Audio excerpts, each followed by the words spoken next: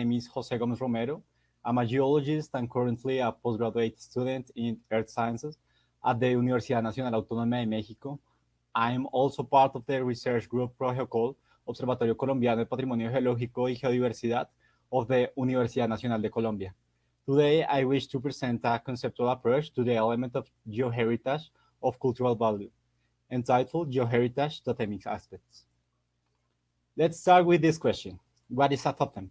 It is possible to understand the totem as a natural object that a particular society believes has a symbolic meaning that serves as a badge, emblem, or symbol. It is means of personal or spiritual identity. Gerardus van der Loo, a Dutch historian and philosopher of religion, summarized the concept in three qualities. Here I want to invite you to think about UNESCO Global Geoparks. First, the social group had the name of the totem. Second, the totem denotes his past and ancestors. And third, the totem involves ethical behavior that derives against the destruction of the elements. For some authors, totemism is more complex. This is the case of the French anthropologist Philippe de Collat. Regarding the relationship between society and nature, he proposed a theory to which four ontologies refer: totemic, naturalist, animist, and analogist.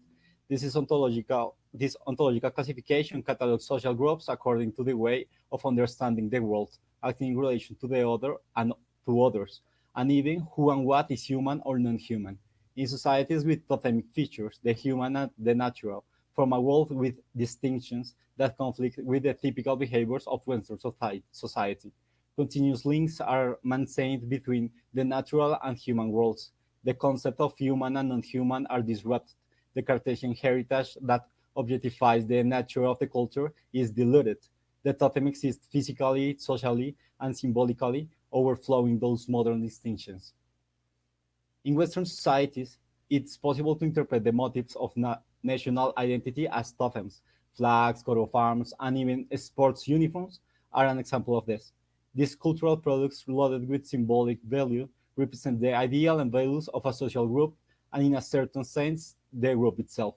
In national municipal heraldry, it's possible to identify motifs that account for culturally relevant elements of territorial geodiversity.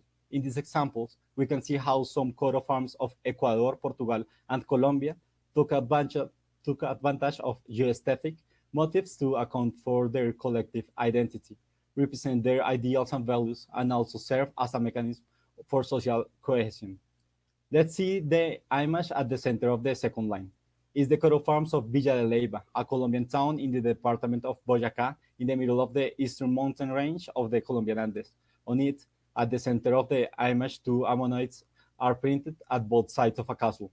The paleontological richness of the early Cretaceous rocks of the region are represented as a distinctive motif of the territory. It is with one of the paleontological findings of Villa de Leyva that I want to end this presentation. Let me introduce to you a very good preserved and nearly complete plesiosaur fossil, the holotype of the Chronosaurus boyacensis.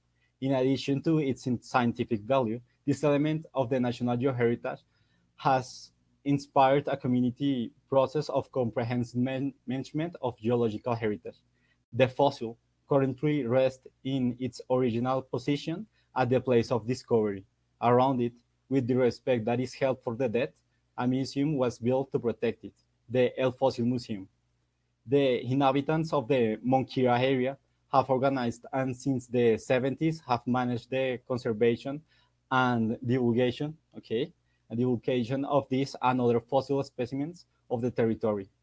They are not mere elements of nature that are preserved and shared with visitors.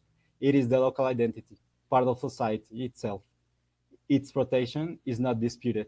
A totem of 120 million years rests under the responsibility of its countrymen. Thank you very much.